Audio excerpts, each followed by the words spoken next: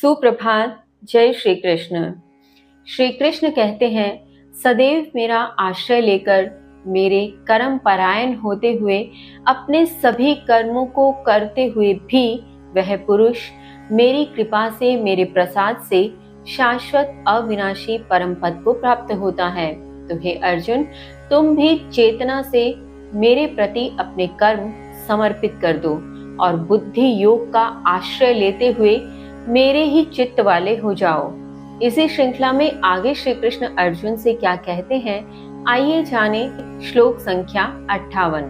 मच्चित्तः सर्वदुर्गाणि मत्प्रसादात् तरिष्यसि अथ चेत्त्वम् अहङ्कारात् न श्रोष्यसि विनङ्क्ष्यसि। श्री कृष्ण कहते हैं, मेरे प्रति चित्त वाले मेरी कृपा से सभी संकटों से पार कर जाओगे, लेकिन यदि तुम अहंकार से नहीं सुनोगे तो नष्ट हो जाओगे। भावार्थ, यहाँ श्री कृष्ण गत श्लोक का विस्तार करते हुए ही अर्जुन को कह रहे हैं, जिसमें पूर्व में उन्होंने अर्जुन से कहा कि तुम चेतना से मेरे कर्तव्य परायण हो जाओ, सभी कर्म चेतना से मुझे अर्पित कर दो, बुद्धि परायण बुद्धि योग का सहारा लेते हुए तुम मेरे ही चित्त वाले हो जाओ। और इसी श्रृंखला में आगे श्री कृष्ण कह रहे हैं कि मेरे चित्त वाले होते हुए तुम मेरी ही कृपा से सभी संकटों से पार कर जाओगे, लेकिन यदि तुम अहंकार से मेरी बात नहीं सुनोगे तो निश्चित ही नष्ट हो जाओगे। यहाँ हमें भी यही समझने की आवश्यकता है कि जिस ज्ञान को श्री कृष्ण हमें दे रहे हैं, जिस चित्त में वे अपने स्वरूप को केंद्रित करते हुए हमारे लिए अपने सभी दरवाजे खोल रहे हैं, तो हमें भी उस चित्त में अपने ध्यान को लगा लेना चाहिए।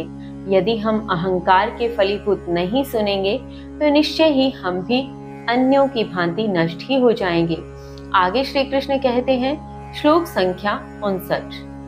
यत् अहंकारम् आश्रित्य न योत्स्य इति मन्यसे मिथ्यैष व्यवसायस्ते प्रकृतिः त्वां नियोक्ष्यति। श्री कृष्ण कहते हैं, यदि अहंकार का आश्रय लेकर यह मानते हो मैं युद्ध नहीं करूंगा, तो तुम्हारा यह निश्चय मिथ्या है, स्वभाव तुम्हें लगा लेगा। भावार्थ, यहाँ श्री कृष्ण अर्जुन को स्पष्ट करते हैं, उसे कहते हैं कि यदि अब भी तुम ऐसा कहते हो अहंकार में आकर कि मैं युद्ध नहीं करूंगा, तो सुन लो, यह तुम्हारा निश्चय मिथ्या है, झूठ है। तुम्हारा स्वभाव, तुम्हारी प्रकृति तुम्हें इस कर्म में लगा ही लेगी। ऐसा अक्सर हमारे साथ भी होता है कि हम कुछ काम को अहंकार के वशीभूत, मोह के वशीभूत अथवा किसी अन्य कारणों से करने के लिए मना करते रहते हैं, किंतु अंतिमतः हमें वही कार्य करना भी पड़ता है। तो वहाँ यह जान लेना चाहिए कि यह हमारे स्वभाव ने हमें उस कर्म में लगा दिया है।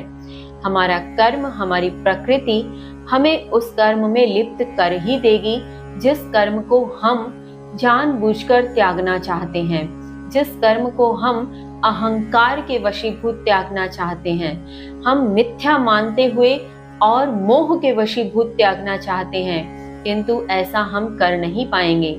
तो हमें अपने स्वभाव को पहचानना होगा, अपनी प्रकृति को पहचानना होगा, उन गुणों को पहचानना होगा। तत्पश्चात उनके अनुरूप यदि कर्म करते चले जाएंगे तो हम उन कर्मों में भी निश्चित सफलता प्राप्त करेंगे और कर्म के बंधन से मुक्त और सहज भी अनुभव करेंगे। इसी के साथ आगे श्री कृष्ण क्या कहते हैं जानेंगे कल। तब तक के लिए जय श्री कृष्ण।